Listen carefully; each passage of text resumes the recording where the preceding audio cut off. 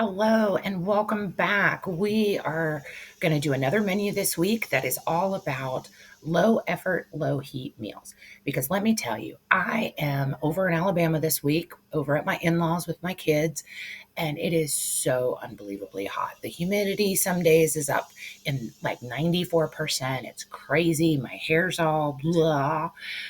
So, this is the perfect time to continue our trend of doing meals that don't require an oven.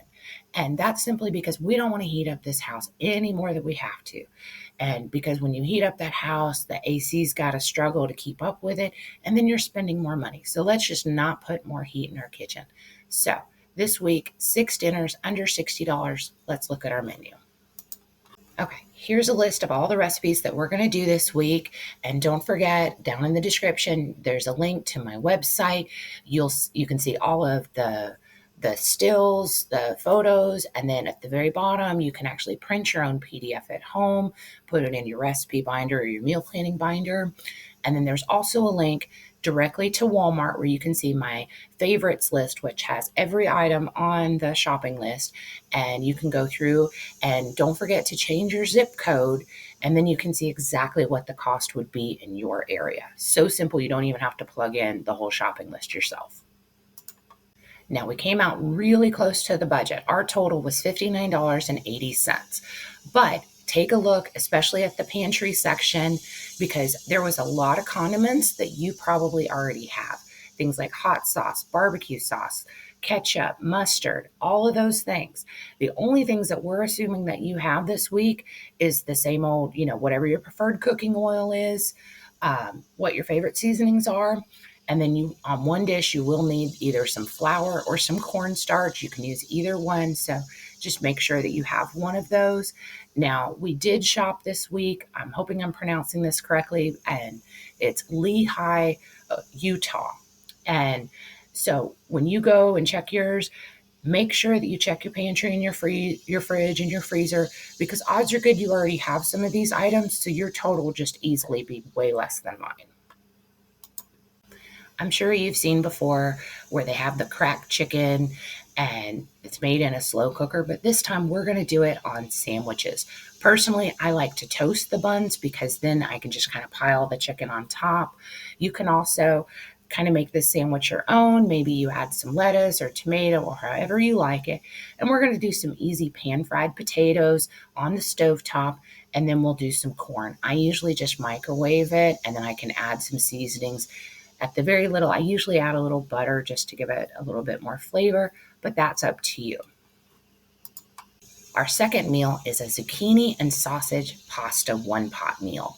And technically, this isn't really a one pot meal, but it's all going to end up in one pot.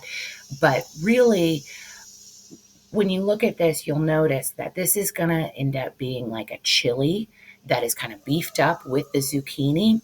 And then we're going to add pasta to it to where it's all together in one pot. Now, I use chili ready tomatoes, which means it already has that chili seasoning in it.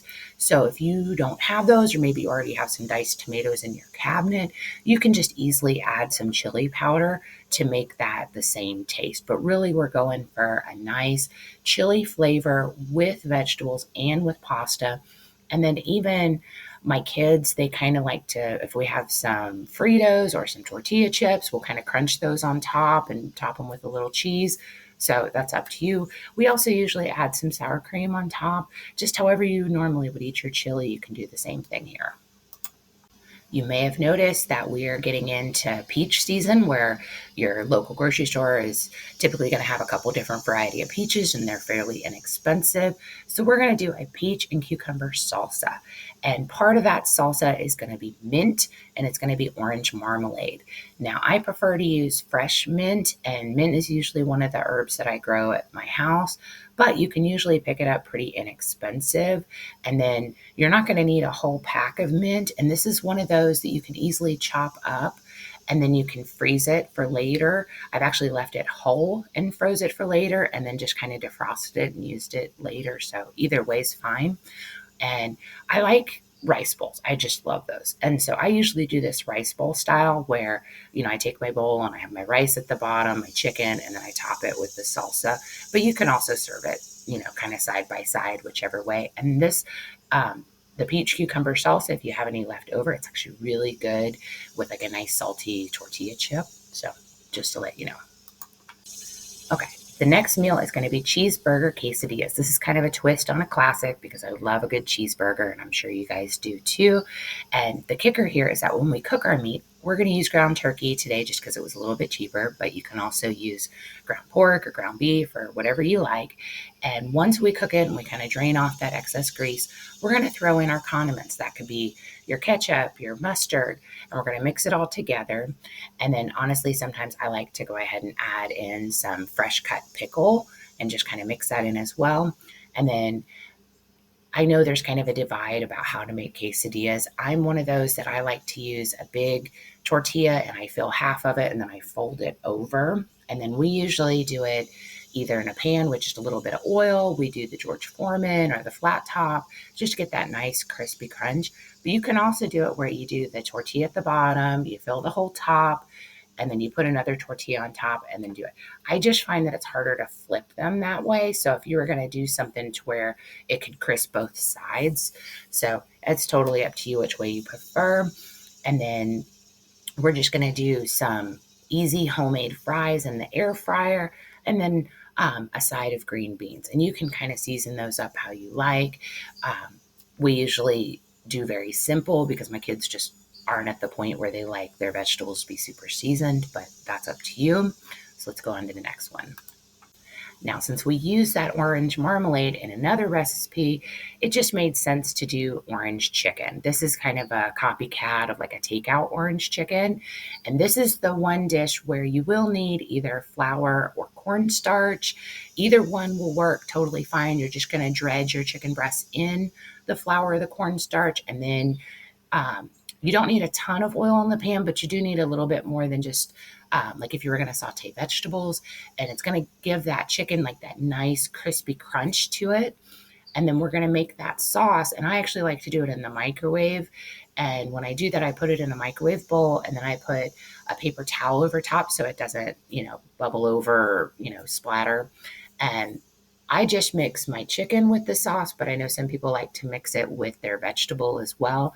Totally up to you. Again, I do this rice bowl style to where we put the rice on the bottom, the chicken in the sauce, and then the broccoli on top. You can do that however you like. This is just a really simple, easy dinner that is so tasty, and everybody always asks for more.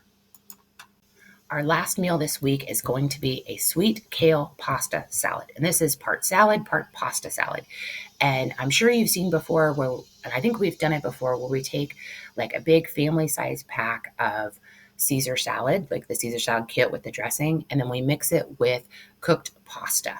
And then that way, it just comes together really nicely. This is kind of that same concept, except we're going to use a family size kale pack. And I think it has usually like dried cranberries. Sometimes they have nuts or seeds in them.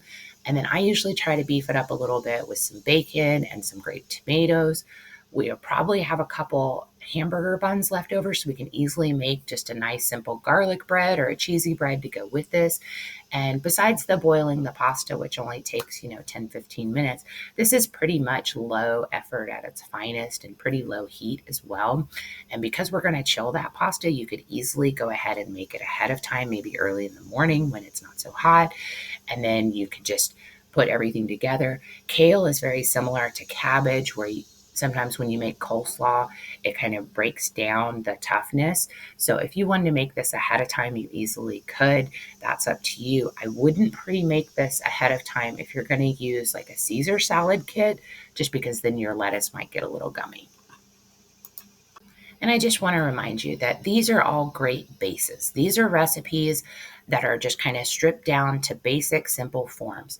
And you can easily substitute out different items. I would recommend that you check and see what you already have in your fridge, your freezer, and your pantry, and use what you have. So if you don't have bow tie pasta, that's totally fine. You can use shells, you can use elbows. I wouldn't recommend using like a spaghetti or a linguine just because we need some type of shape there. But don't go out and specifically buy pasta in a specific shape. Just use what you have or just pick your preferred shape. And a lot of these other ones you can easily substitute out. If you don't like certain items, you can easily swap them for something else. There's a lot of options here where if you don't like regular potatoes or you're trying to go low carb, you could switch them out for sweet potatoes. If you're trying to eat in a certain manner and you eat brown rice, you can easily swap out white rice for brown rice. So there's lots of options here. So don't feel like you have to make these exactly how I have them. I want you to look at them as like formulas and you're going to adjust them for your family's needs. So, anywho, don't forget, we're on Facebook. We're over there all the time. We respond to everybody. So just go search Lodo Family and find us there. There's the link in the description to our website where you can get the free PDF. And then there's also a link to our meal planning group where you can go there and you can ask questions. You can see other people's meal plans. We do lots of questions so that way you can get some ideas of how other people save money and how they go about meal planning. And it's a great way if you're feeling stuck or you're not sure where to start.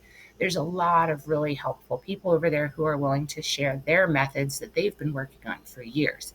So definitely come join us. I hope you have a wonderful week and you're beating the heat because, oh my gosh, it is hot out here. So I'll see you guys later. Bye.